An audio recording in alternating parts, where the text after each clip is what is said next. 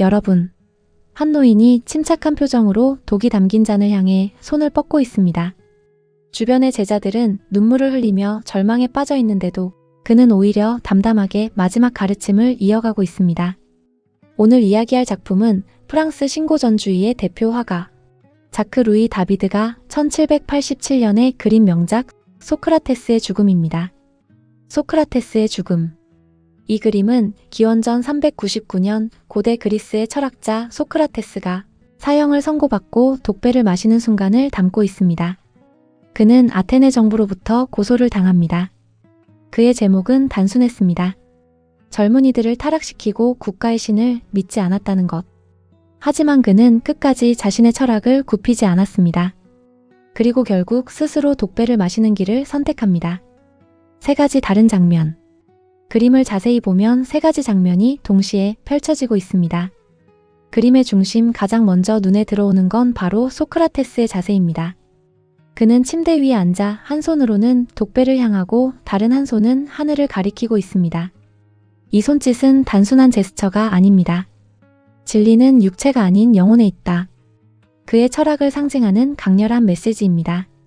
죽음을 앞둔 순간에도 그는 두려움보다 진리에 대한 확신을 선택하고 있는 것입니다. 바닥에 놓인 쇠사슬도 이미 풀려있는 상태이며 이것 또한 육체는 속박되어 있었지만 정신은 이미 자유롭다는 것을 전달합니다. 반면 주변의 인물들은 완전히 다릅니다. 제자들은 얼굴을 가린 채 울고 있고 어떤 이는 고개를 떨군 채 절망에 빠져 있습니다. 특히 침대 아래에 앉아있는 노인은 바로 그의 제자 플라톤입니다.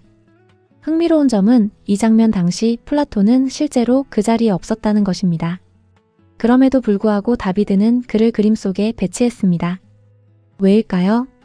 플라톤은 소크라테스의 사상을 후대에 전한 인물이기 때문입니다. 즉, 이 장면은 단순한 역사적 기록이 아니라 철학의 계승을 상징하는 상징적인 연출인 것입니다. 그리고 마지막 장면. 멀리 떨어진 곳에서 마치 아무 일도 아니라는 듯 계단을 올라가는 인물들. 이 장면은 우리에게 묻습니다. 이 죽음은 누구에게는 비극이지만 또 다른 누군가에게는 그저 스쳐 지나가는 일일 뿐인가? 그 밖에 등장인물들, 또 다른 인물도 있습니다. 소크라테스의 무릎을 붙잡고 있는 제자.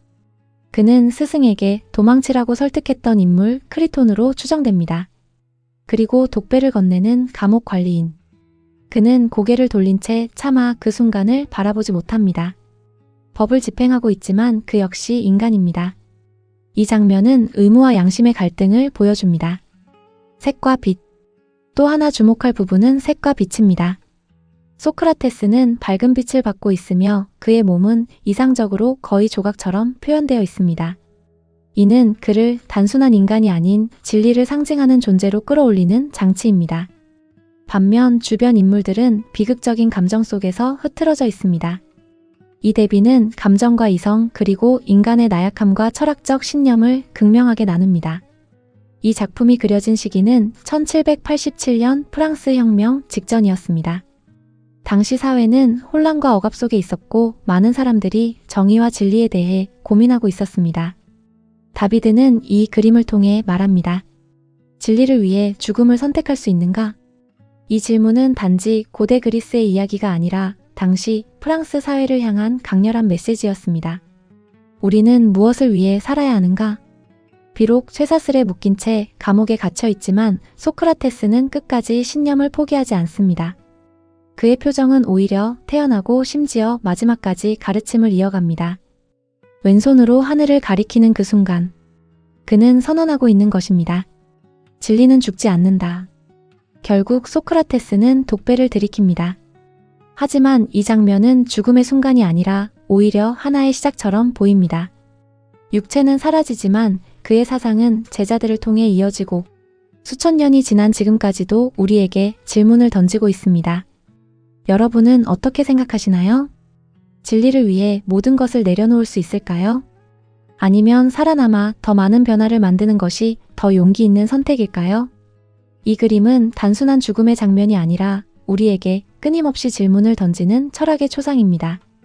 그리고 바로 그것이 이 작품이 지금까지도 강렬하게 남아있는 이유입니다.